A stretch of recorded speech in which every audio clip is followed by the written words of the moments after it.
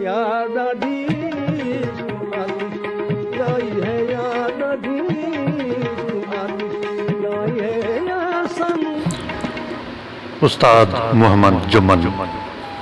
उस्ताद मोहम्मद जुमन शाह लतीफ़ जे कलाम जो मशहूर रागी थी गुज़रियो आहे, जंहिं हिक ख़ासि अंदाज़ में शाह लतीफ़ जो कलाम ॻाए मक़बूलियत माणी।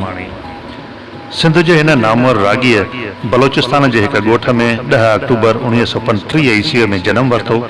पीउ जो नालो हाजी अहमद हुअसि, जेको पाण बि वॾे सोज़ सां सुरंदो वॼाए राग मज़ूरी आलापींदो हो। संदन तइलुक लोरेन जे अंगाई या अंगियाणी कबीले सां हो, जेके पोइ कराची लॾे आया। उस्ताद मोहम्मद जुमन खे राग विरसे में मिलियो। संदसि वॾा ॾाॾाणा ऐं नानाणा अमली तरह मौसीक़ीअ सां लाॻापियल हुआ। उहे तंबूरो ऐं सुरंदो वॼाईंदा हुआ। इन करे नंढपण खां ई साज़न सां लह विचड़ में रहियो, जो नंढी उमिरि में ई पंहिंजे मासात खां बांसुरी सिखियो ऐं उन बांसुरीअ ते राग माज़ूरीअ जे आलापन खां अलावा लोक धुनूं पिणु वॼाईंदो हो। हिक भेरे ज़ेड बुखारी संदसि सुरनि जो सोज़ ॿुधो त संदसि ॾात ते मोहिजी पियो ऐं फन जो क़दुरु कंदे खेसि रेडियो पाकिस्तान कराचीअ ते साज़िंदे जी हैसियत सां नौकरी ॾिनाई, जिते मोहम्मद जुमन पंहिंजा जोहर ॾेखारिया ऐं सिंध जे नाम्यारनि गवैयनि, रागिन ऐं नौजवान ॻाइणनि सां बांसुरीअ जी सुंगत कयईं। पर जॾहिं रेडियो जे किन ॻाइणनि बांसुरीअ जे सुरनि जहिड़ो पुरसोज़ आवाज़ ॿुधो त खेसि ॻाइण लाइ मशवरो ॾिनो। उन वक़्तु उस्ताद नज़र हुसैन रेडियो कराचीअ ते म्यूज़िक डायरेक्टर हो।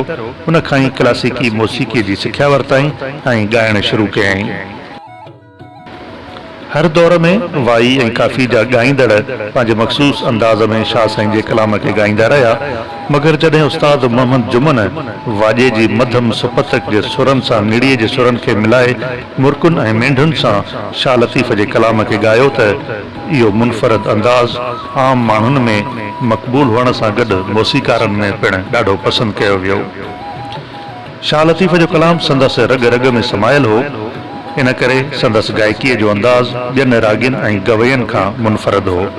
ऐं जंहिं अंदाज़ सां शाह लतीफ़ जो कलाम ॻायो अथसि या वरी शाह लतीफ़ जे कलाम में समायल रागनि जी जाखोड़ करे उन में कलाम खे कंपोज़ कयो अथसि, सा महिनत संदसि ॻायल कलामनि मां लॻाए सघिजे थी।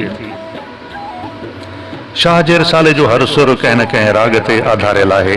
उन्हनि मां किन सुरनि जा नाला बि अहिड़ा ई आहिनि जेके संगीत में रागनि जा आहिनि, जीअं सुहिणी, कामोड, रामकली, श्री राग, कल्याण ऐं कमाच वग़ैरह। इहे सुर बि शाह साईं जे रिसाले में आहिनि त संगीत जे किताबनि में वरी राग बि इन्हनि नालनि सां आहिनि। पर किन सुरनि जा नाला रागनि सां नथा मिलनि, जीअं कोयारी, मज़ूरी, मारी ऐं लेला वग़ैरह। पर उन्हनि सुरनि लाइ बि राग आहिनि, जिन खे मोहम्मद जुमन वॾी क़ाबिलियत सां ॻाए पंहिंजो पाण खे मञरायो आहे। शाह लतीफ़ जे कलाम लाइ संदसि कयल जुस्तजू क़ाबिल तारीफ़ आहे। संदसि केतिरो ई ॻायल कलाम रेडियो पाकिस्तान जे स्टूडियोज़ में रिकॉर्ड थियल आहे। कारू वस कयाम कारू वस कयाम कारू वस कयाम कारू वस कयाम कारू वस कयाम हाय हाय लगे दूर नाम मुझो हो तुम कारू वस कयाम कारू वस कयाम कारू वस कयाम कारू वस कयाम।